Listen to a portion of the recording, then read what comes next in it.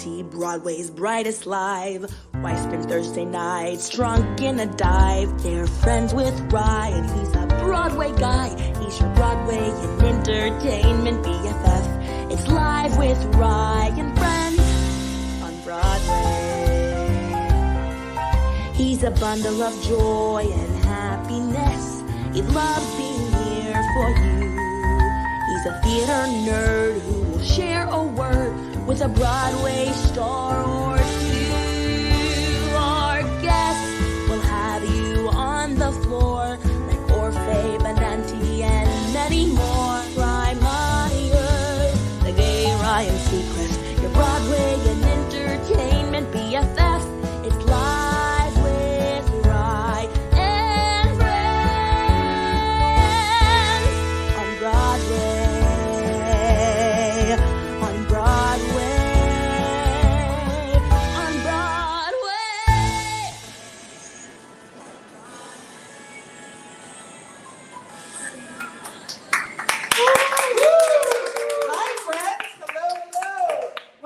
Another week of Live with Rye Friends on Broadway. How are you? Hey. Oh my gosh, well thank you so much for joining us. To those at home, to those here, thank you. It's such an exciting show today. It's a big day all around. We'll have to hustle and bustle around the city with the New York City Marathon, but welcome. I want to just give a big thanks for my theme song. As always, that was sung by the incredible Alyssa Ray from American Idol Season 19. She's just an incredible woman. Composed by Jeffrey Schmelkin and words and lyrics by Jay Brancato.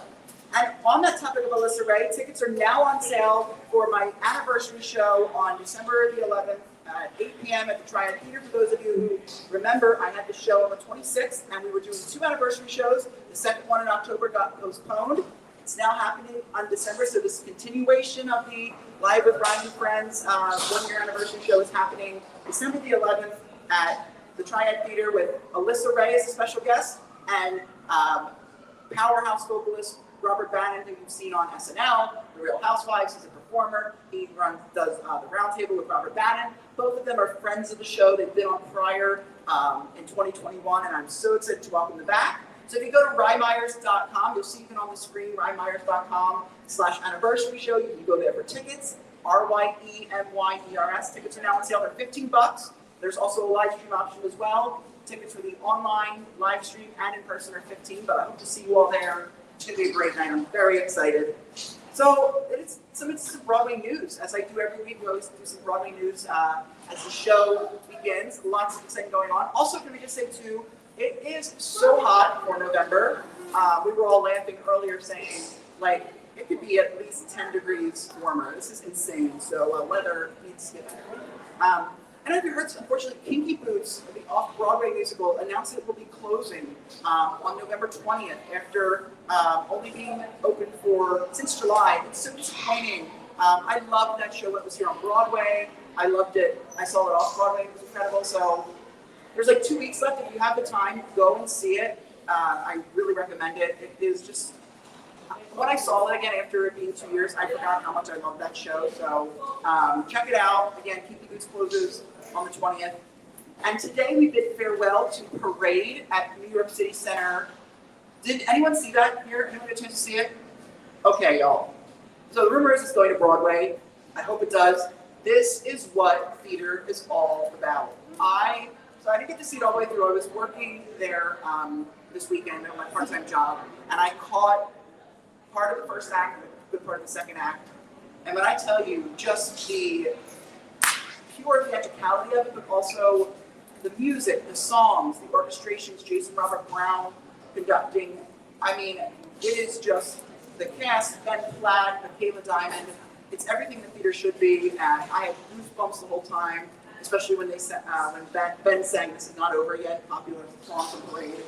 Just, I mean, unbelievable, and especially the story of Parade of Leo Frank, the wrongly convicted Leo Frank, and especially in today's world, it was so even more really special and to watch, and done so well, directed by Michael Arden. So adieu to that cast. This week we had some shows open and welcomed some new shows. So Almost Famous officially opened this week. Congrats to Almost Famous. I'll be seeing that tomorrow. I'm very excited. And we welcomed Some Like It Hot, which started previews this week, which my special guest is currently in, so that's going to be exciting.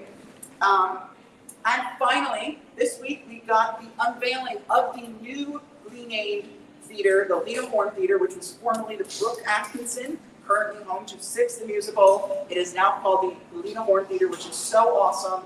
It was unveiled this week, and I'm so excited. I have not been over there yet. I'm so excited to see it. I've seen photos. It looks incredible. So happy to have another theater named for such an incredible woman, especially a woman of color. So congrats to the Lena Horne for now being Lena Horne Theater. With that, help me welcome my very special guest. She is someone who has a long list of credits here. She booked her first job 3 days after moving to New York in the Rockettes. She was 2 years on the Book of Mormon tour as Nebelungi. She made her Broadway debut this season, Paradise Experience. She's back on Broadway in Some Like It Hot. Please help me welcome the incredible Kayla Pecchioni. Woo!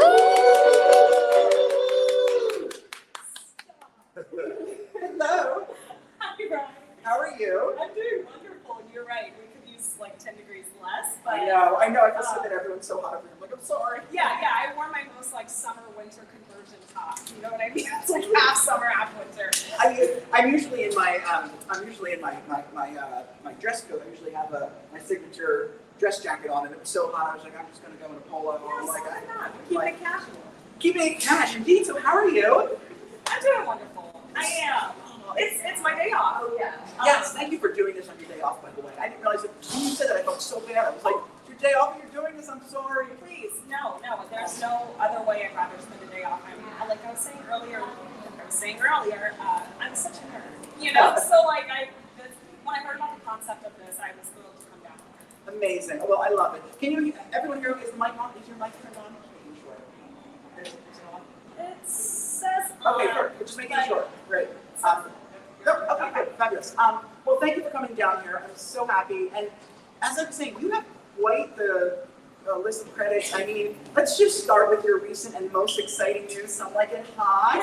You're currently in Some Like It Hot on Broadway, which as a swing and understudying Sugar Cane, which was, for those who know Some Like It Hot, that famous movie starring Marilyn Monroe. Well, Sugar Cane is the Marilyn Monroe character who you're understudying. So it started previews this week, and word of mouth praise is incredible. I said to you, every person that I've talked to across the spectrum in the industry has just raved about it. So, real quick, tell us about it. You're swinging this. What's this first week been like?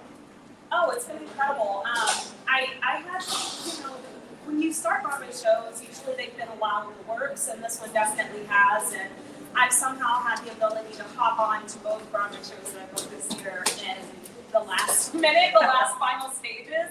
So when I joined the production a little over a month ago now, and started rehearsing with them, I had really no idea what the show, what it looked like, how it was being formed, how it was being written, how it was being updated, all of those things, how much dance was in it. And when I got to rehearsals, I just immediately fell in love with it. And there's so many icons that I work with now. It's really insane. So I feel blessed every day. And yeah, it's an amazing show, and we're just so happy that people are agreeing. I bet, and I'm happy people are agreeing and seeing it too. I can't wait to see it. I said to you, I hope to see it in a few weeks. I mean, it's got quite the cast too. Kristen Roral, J. Harrison G., Adriana Hicks, and directed by the incredible Casey Nicolau, written music and lyrics by Mark Shaman and Scott Whitman, and a book by the incredible Amber Ruffin and Tony Award-winning playwright Matthew Lopez, who always has my heart for The Inheritance. Look at that memory. Wow. Yeah, that was a lot to remember. I was like, wait a minute.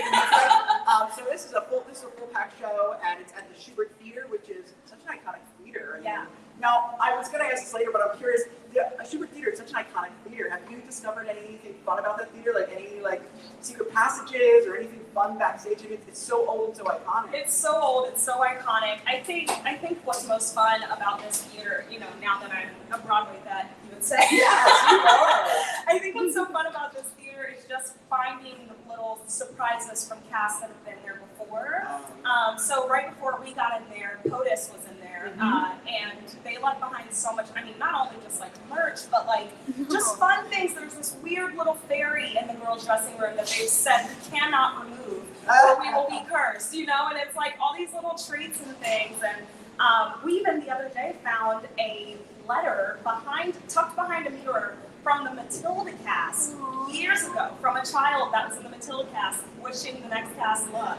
Like, there's just always little treasures around. I think that's the coolest thing. That is so cool. Oh my gosh. And it's such a great theater to be in. Well, that's exciting. Well, you know, as I said, you started your career out here in New York 3 days, you know, after you moved, you started as a rockette. Before we talk about that, take us back. How did you get started in performing? Did you grow up in a musical household? Did you go to school for this? How did the music come about for you? Yeah, it's all of the above. It's an amalgamation of things. I did grow up kind of surrounded by music. I was raised by my grandparents for the first few years of my life while my mom went away to school. And in that time, I was so inundated with music and theater because my grandmother started her own theater company where I'm from in Louisville, Kentucky. So I got to visit the theater a lot with her. I went to church a lot with her, so I always heard like just joyous music and, you know, boisterous music. And then I started dance around the age of 6, and then I found out what a musical was when Chicago the movie came out. So I guess around the age of 9 or 10. And all that put together just like led me down this path of loving music and loving singing and loving the combination of dance and singing and acting. And yeah, I went to school for it. I went to Performing Arts High School, and I went to college for it. And I'm really glad that it was all for the best. Like, that it worked out for me. I'll say it's more than the best. It truly worked out for it, and then some. I mean, incredible. And you know, a fun fact I read, you are also a big fan of the Beatles. They've been Huge a fan. big inspiration for you, and a huge fan. You even your cat is named after them, right? Is named after Paul. Yes, right? I have a hairless cat. His name is Paul McCann. Paul McCann. Yes. It's a double pun. Yes, I love that. I love that. I know this might be hard, but do you have a favorite Beatles song? Ooh. Favorite Beatles song, I guess the one that comes to my mind every time is Martha, My Dear, which is a pretty deep cut. But yeah, I that is exactly how I grew up with my grandparents. They were huge Shiggies and Beatles fans, and my grandmother actually married my grandfather, she says, because he looked like Ringo. Oh, And I love that. I have so many like Beatles tattoos and mementos in my house, and I'm always on my Spotify. Every single year they do the Spotify wrap up. Yeah. I'm always in the 0.1% of top listeners of the Beatles. Oh in my the world. gosh, when you hear that, I mean, listen, Paul, Ringo, anybody that loves me, top listener right here. So let's scroll up with some Beatles merch and memorabilia. I mean, I love the Beatles too. I really, they're one of my favorite bands. It's and I feel like I'm always discovering new songs from them because I'm sure you saw the Disney Plus. Yeah, Get Back. And just even seeing new songs from that too is incredible. So I found it so cool that you like the Beatles. I thought that was neat. So, I know the entire catalog at this point. oh, I love it. You'll have to maybe whenever you do a solo show, one day you'll have to incorporate some Beatles into it. It's a brilliant idea. You know, or like a tribute to the Beatles. I could see you doing your own Beatles Absolutely. take on the Beatles. That would be sick. It would start with Blackbird and end Oh. with benefit of Mr. Kite and in my own circus show, my own circus number. You've already got it planned out. See? I love it. So, all right. So you moved here after college. 3 days after moving, as I said, you made the professional NYC debut in the Radio City Christmas Spectacular, which is getting ready to reopen next week or the week after. So what was that like, and what lessons did that teach you about performing, since that schedule is so crazy? I mean, I think they do. I know they do over 8 shows a week. Is it like 10 or something? I think they do. Yeah, it can be up to 5 shows. It can be up to 6 shows in one day. Oh my gosh. Yeah, because obviously, well, not obviously, there are 2 casts when they do the Christmas Spectacular, and obviously, like, one of the casts needs a day off every now and then. So on that day, you're doing all of the shows while the cast is gone. Do you all rotate each show then, if there is 2 casts? It would usually be like one cast does the top chunk and then one cast does the night chunk. So there's a blue cast that is usually like the matinee cast, and then there's the gold cast that's usually the evening cast.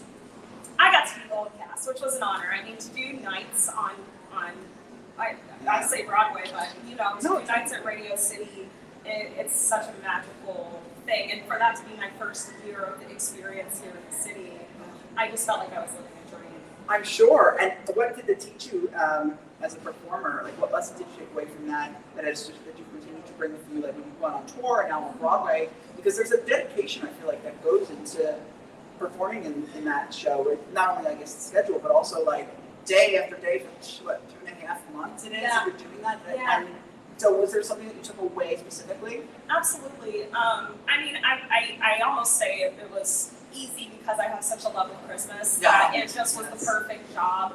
But I grew up watching the Rockettes. I wasn't a Rockette. I got to sing for them. And I grew up watching them, and I always wanted to be a Rockette. You know, I've had my dance technique, my dance background, but I ended up auditioning for a singer position. I got it 2 days later. And when I got into the room, just seeing how hard the Rockettes themselves have to work. Oh yeah. I mean, it really puts you in like a humbling position. Like I could not at all complain about how many shows we did when they are doing such a physical and demanding job, and just being the nicest people on top of it. Right. You know, it really puts a lot of things into perspective on work and what's demanded in a field like ours. And yeah, I learned how to. At that time, I was kind of in a pattern of building my career baby walk by baby walk. Yes. I left college, I'd done theme park, I did cruise ship. When I got here, I went to Radio City, and I was like, yeah, touring, Broadway is next. I happened to be correct, but I didn't know, you know, that's just the plan that I kind of set out. And so getting that experience kind of at the start of my career was very helpful. I see how hard work plays into all of this. It really does. And I'll be honest with you, I just saw the Christmas Spectacular for the first time last year. I've been in the city 5 years. Well, I say to people, you know, the funny thing is with this is I moved here in December 2017. Every year, you know, I was like, oh, well, by the time I moved, it was too late that year. But I was like, oh, I'll see it next year. 2018 passed. 2019, oh, I'll see it next year. You know, I was like, I'll get to it. Yeah. Cue 2020, and then the pandemic hits, and for the first time in 87 years, they never performed. So I was like, okay, when it comes back, I'm seeing this show because who knows if I'll see it again. So I saw it last year for the first time, and it was so breathtaking, so magical. It's a shame because the audience that night ruined it for me just because it was full of people who didn't appreciate theater, of course, and kids crying, and of course, on the phone. And that's the demographic, you know, Yes. they do allow you to have your phone out, so it's like. But it was tough because it was like, you know, me, I'm so invested in the show, and I felt bad the ushers were running down every 5 minutes and take off the phone. But it was cool because they did sort of this like 3D new thing that and I was like, I was watching it and I was just like, this is what like I've seen on TV. This is actually real life. I'm watching it, and I got to do in 2013 a tour of Radio City Music Hall. You know, they had that behind the backstage tour of Radio City Music Hall. I did that when I was in high school. Yeah. And so it was actually cool to see because at that time they said, well, this is where we keep the animals and they rise up on the stage. Yeah. So actually seeing it and remembering 8 years ago on a tour being like, oh wow, here's the animals and that was just risen up from there. Yeah. I was down there. Yeah, Cool. and Radio City too. I mean, you expect the hall itself, the theater, to be massive, but that building is so massive. It is. It's just fun. It was so fun to get lost and explore. Oh, I you know. know, I've been in every hidden nook and cranny of that building. Yeah, I bet. And then who would have known quite a few years later you'd be returning there for the Tonys. Yeah. So we'll get to that in shortly. But you then went on to make your international tour of Book of Mormon to star as Nabamugi in the Jumosi tour. Jumosi tour. Yeah. You were in it for several years, 2 years I think, right? Yeah, just across America. So what was your favorite city that you went to? Ooh, that's a good question. I'm going to say San Francisco. Ooh. That was really cool. And of course, everything on tour is about the housing that you're in, the favorite restaurants you get to visit, you know, the access to things. So I think when we were there, we had about a month. And by the time I joined the tour, they'd already been open about 8 years. So, you know, that whole like usual stint of like kind of sitting somewhere for 3-4 months or something, they kind of already played that out. So we did a lot of like 1 week or 2 weeks. Right. Getting a month to sit in San Francisco and enjoy our, you know, like living in a city for a bit was really nice, really relaxing. We did just about everything there is to do there, and the weather was great. So yeah, we had a blast there. That has to be so interesting touring too. Also, just as a performer, taking care of your voice and your body. I mean, I talk to a lot of people who have done tours, and they say you know, the elevation, but also the changing weathers and the climates. Exactly that. Exactly that. I mean, I always think of Denver and Tucson, Arizona. Like when we got to Tucson, I remember getting a warning from our stage manager. She was like, "It's going to be very dry here. I'm just going to prepare you." And I was like, "Oh, well, okay, I'll drink some water." But I mean, the first day we were there, we went out, we got humidifiers, and it's kind of that game every single stop that you make of just like, okay, what's going to get me through in this city? We used to take the local honey just to like build up to allergies, and you know they say that's a trick. Right. Oh, that's so interesting. I love that. Yeah. So we would always have like a local honey as soon as we get there, just to like kind of acclimate to the space that we were in. It sounds like you had a great 2 years into the show. Absolutely. I saw it in Philly. I'm wondering if were you in it in 2014? No. Or 15? Okay. No, I did do Philly, but Okay, not at that time. When I was living at home, I saw it in Philly. It's the first time I saw the show. Then obviously I came here and saw it. Yeah, I think I saw it in 2014 as well. Okay. In Cincinnati, I was still in Philly. Oh, I love that. Yeah. Well, speaking of the Book of Mormon, you're actually going to be singing something from the Book of Mormon. Am I correct? Yes. I think it's a good time to do your song. Yes, I want to. With the incredible Joshua Turchin on the keys. Hey, Josh. Hi. Good to see you. Thank you again for doing this. So let me bring the mic over and tell us what you're going to be singing. Yeah, I'm going to sing Salta de Cacique, which is my character's main song from the show, and it's just so dear to my heart. Any chance I get to sing it would be lovely, so I'm ready. You want this one? Okay.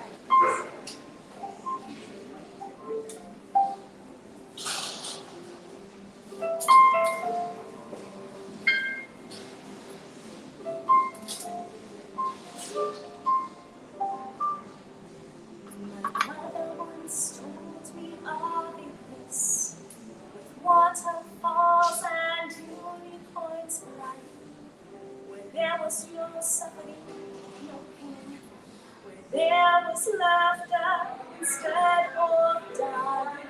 I always thought she'd made it up to comfort me in times of pain, but now I know that place is real. Now I know its name. South Lake City, not just a story Mama told, but a village in Utah where their roofs are thatched in gold. If I could let myself be, I know just where I'd be. Right on the next bus to paradise, South Lake City. I can't imagine what it must be like, this perfect happy place. I bet the goat meat there is plentiful, and they have fire meat injections by the case. The warlords there are friendly, they help you cross the street, and there's a Red Cross on every corner with all the flour I can eat. South Lake City, the most perfect place on earth. Flies don't bite your eyeballs, and human life has worth.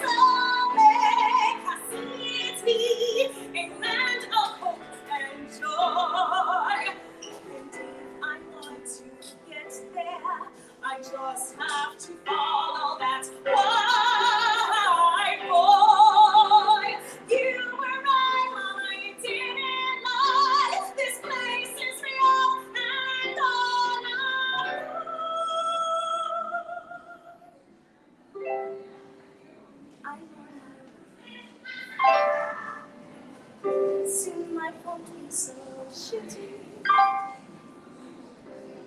salvation has out to make our city.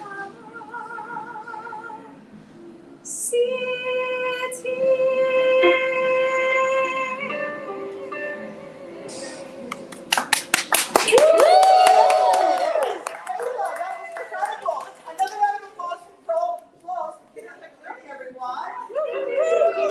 Okay, that was incredible. The performance, I told you, is one of my favorite. And for those of you who are just standing around at this point, so Kayla was actually in the Book of Mormon on tour, so you sang that night after night for 2 years. Joshua, that was incredible. Thank you so much. Was that your first time playing it? Incredible. Okay. Like anything. Yeah. It's incredible. Oh, yeah. That is so beautiful. I love that song so much. So exciting. So, you made your Broadway debut in Paradise Square. So exciting. So yes, round of applause for that. After being on tour, we went right on to Paradise Square. So, let's see. So, you were also the understudy for Nellie as well, which was very exciting, which was great. So, what was it like what was that experience like to be a part of Paradise Square? I mean, all of it, what was the good experience? No. Before we get to that part. Honestly, I have just as much good to say about it as any rumor that's out there. I fell in love with my cast, and there's something about, you have a dream once you enter this world of Broadway of originating a show. A lot of my friends are at that place in their career where they're itching to originate shows, just because usually it's when I joined Book of Mormon, it was already set to go and I got plugged in and it was a well-oiled machine. But when you're doing an original Broadway show, you get so much to say in the creative process, and it was I don't even know the word for it. We had such a say in building this show. Even by the time that I joined it, they'd already done a production in Berkeley, but I joined it in Chicago, and we built this show from the ground up out of love for our cast and respect for each other and respect for the story that we were telling. And that experience of getting to do that every single night triumphed everything. It was incredible. That is really incredible. I mean, it was such a good show. Did anyone here get a chance to see Paradise Square? Great. It was incredible. I'm glad I got the chance to see it. And, what I was saying earlier, you started your career at Radio City Music Hall, made the New York City debut, but then who would have ever thought that you would end up there and get the Tony Awards this time? The cast got to perform, the cast of Paradise Square got to perform the Tony Awards. That's incredible. What was that experience like to be able to bring a show, and let alone your first Broadway debut, end up at the Tonys? Yeah, again, I have big dreams as a musical theater nerd, but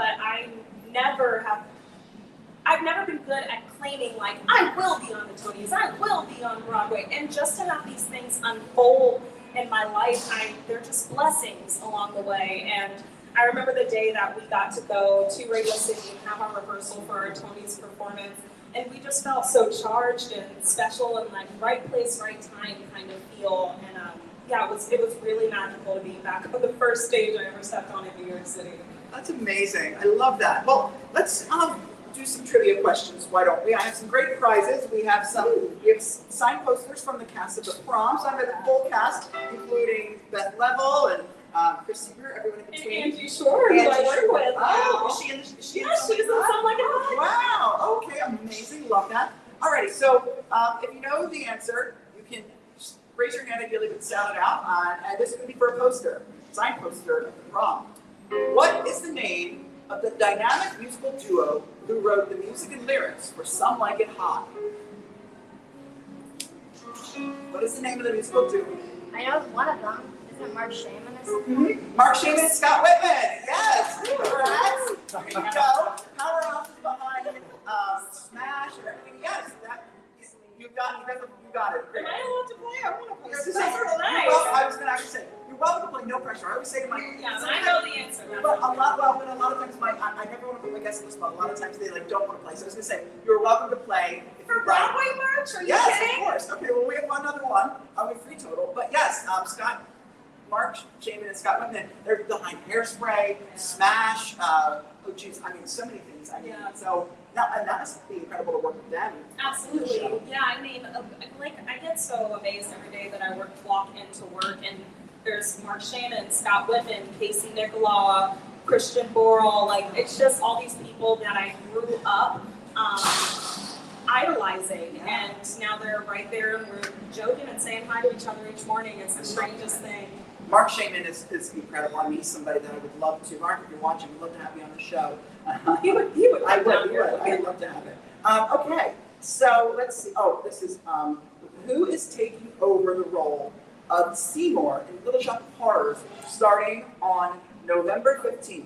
I don't know this. Matt Doyle. Is that true? Yes. Oh, I knew Matt Doyle. Yeah. You get the prize though.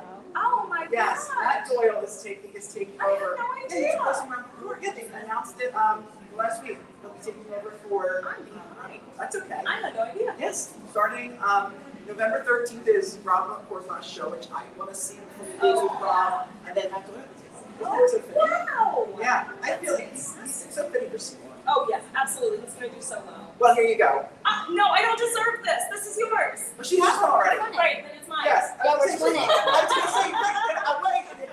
You said it out loud. I was like, well, that gives That's mine. people. But you were on a roll. You were close, and you know you think yourself. That is great. We'll come back to the other one in a second, because the final prize we have here is going to be for this is 3 rare Broadway CDs, and again, we'll get to this later in the show. For title of show, the original Broadway cast recording, Cheyenne Jackson Renaissance, and the original London cast of Sister Act the musical. So some rare ones, and I don't know if you all have a CD player because it's great.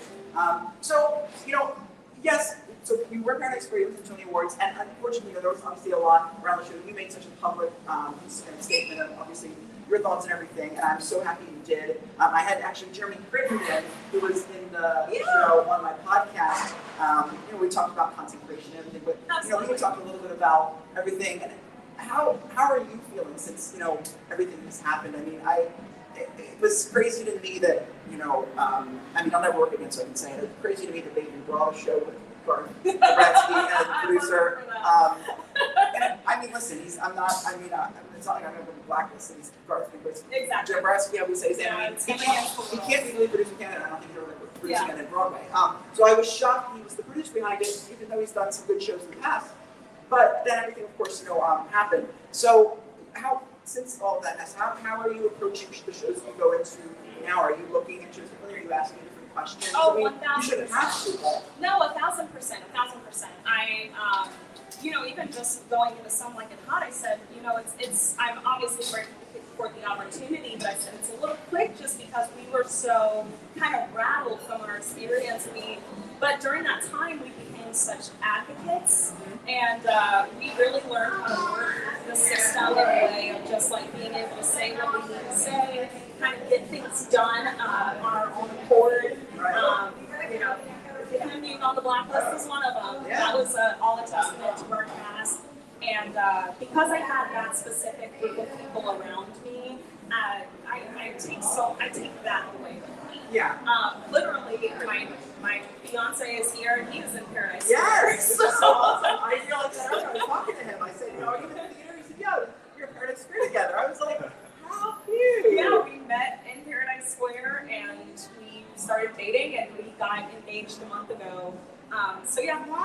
Congratulations on that, on the engagement. Yeah. That's so exciting. I was going to say you probably make so many friends from that show. You can obviously you have a relationship from that show. So Absolutely. Friendships from that show. Absolutely. We're going to have one big Paradise Square wedding. I love it. And to understudy Jacquina has been amazing. You went on a few times as Nellie. I did. I got to do Nellie twice. Wow, that must have been something else. I mean, to be able to sing Burn, which was obviously for those who know theater, that was what Jacquina sang in Tony. But Let It Burn, sorry, Let It Burn.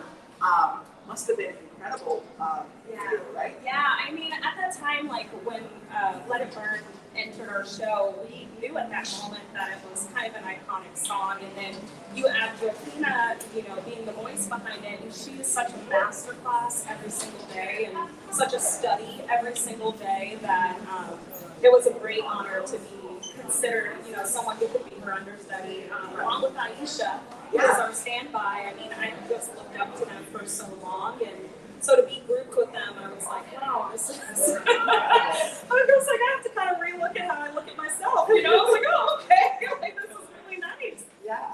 Yeah, it definitely was a huge role and the best opportunity, and being someone who just kind of sees, you know, where I land. It was just wild. It was wild to end up in that position. Yeah, that's incredible. I mean, as I said, I saw the show. I loved it, and I'm grateful that you got that experience to do that show in your Broadway debut, because it's a huge to me that experience. I'm so sorry that everything that came around with that show happened. For those of you who don't know, you can Google and look it up. But basically, Garth Jaworski, how the fuck you say his name? I'm sorry. Broadway producer behind Ragtime. Showboat. I'm like, why can't I talk today? But there's been a lot of you can pay the actors, you can pay the unions, and so there's a big thing. Look it up on Google, but just so you all just kind of beat around the bush. We made a beautiful, important, and timely video that's still pinned to your Instagram post talking about it, and it's so important, especially for something like me. I'm a producer as well as a host, and I think it is, one of the things I always go into in projects is making sure that how important it is. Everyone, especially the ones that are compensated. I've just done some lower end, productions, but always making sure, like, however we're doing it, to make sure that the time the actors are compensated correctly, and the whole cast and crew are. And I just think if you can't do that, you're going to have a very tough time. Especially in today's society. Absolutely, so, absolutely, and for the most part, for my immediate community, we live in New York City, and what we do, this job, is not easy, and so just getting the respect of proper compensation is so important for obvious reasons. It is.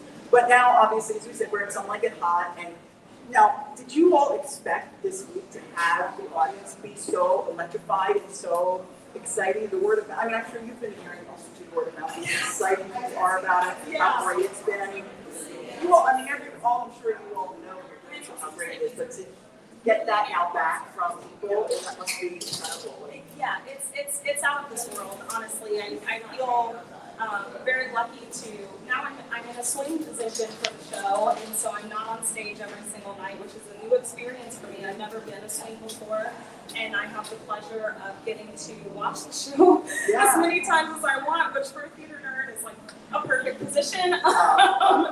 But being a part of that audience, and what we've had people say more than anything is, it's like watching a cartoon. It's like watching a live action taping of a comedy show, because you're just laugh track after laugh track after laugh track, it feels, and getting that energy from every single audience that comes into the building is not only a great sign for us and our longevity, but just it fills our hearts, because we love the show that we're putting on, and we're so proud of the message of this show. The message, and also that it's a true golden age musical. It is your true big brass, band golden musical. Which I was thinking about this actually earlier today at the show. But I don't think we've had a golden age musical in a very long time. It's been of this caliber, of this nature, and this is really the true first one in recent time that I can think of that's really bringing us back to that golden era. Yeah, I completely agree, and that's the genre of theater that I grew up falling in love with.